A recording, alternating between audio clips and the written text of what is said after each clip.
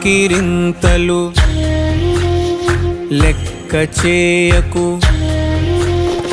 వెక్కిరింతలు లెక్క చేయకు. పళ్ళున్న చెట్టుకు అలవాటేగా, కలత చందకు చందమామకే ఏటేట చవితికి నిందలేగా. ఓటమన్నది గురువు కదరా, ఓర్పుతో నువ్వు గెలవవా.